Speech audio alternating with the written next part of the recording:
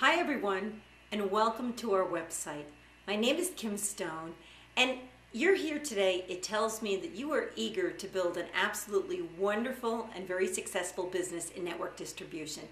Today I wanted to spend a few minutes on a topic that really affects all of us who are really growing a large organization, and it's the topic of managing your downline. Or should I say, why not to manage your downline? You know, most of us come from traditional business backgrounds. My husband and I spent many years in corporate America, and I can tell you that most people who decide to join a company like this are joining because they want the freedom to walk away from corporate America. So the very first thing that you've got to keep in mind is that people really don't want to be managed. You know, they have enough of the do this and do that, and people asking them to do things that they aren't willing to do themselves. So really, in network distribution, you can really succeed if you create an entirely different culture. If you keep in mind that the people who are joining your business are willing volunteers, and as such, your job as their leader is to really to coach them, educate them, inspire them, and motivate them to become enormously successful, to give them the courage and the posture that they can go out there and in turn become leaders in their very own business.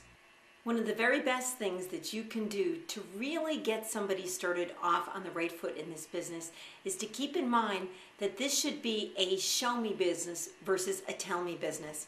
You know, we try to operate our business with the philosophy of people don't care what you know until they know that you care.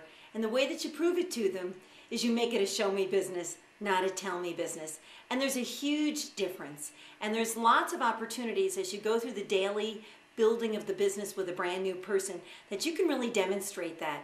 Let's say you're working with someone on a strategy about some of the key contacts that you have. Instead of saying, well, great, I'm glad you've got that list and go get them, you might want to stop and say, tell me about some of those people. Who are the 5 top key people that you really feel would be a tremendous asset to your team? And after a little discussion about each one of them, you might just simply say, well, gee, why don't we give one of them a call right now? And that's an example of really taking somebody by the hand and demonstrating to them how simple it can be to really get their business rolling. And you have lots of opportunities to do that. Really, the difference between being someone who's just in the learning phase of the business and really developing into a leader is where you are not just thinking about yourself, but you're really thinking of every single day, what's in the best interest of my new person? You know, what if I came into their business on their front line tomorrow? What would I want them helping me with to get my business up and off the ground? When you're really coming from that place as a leader and you're developing people that way, there's no limit to the number of leaders that you can create and the amount of fun that you can have in the process. I hope that this has helped. And I look forward to seeing you back here at the site with some more little tidbits on how you can build your successful network business. Thanks for listening.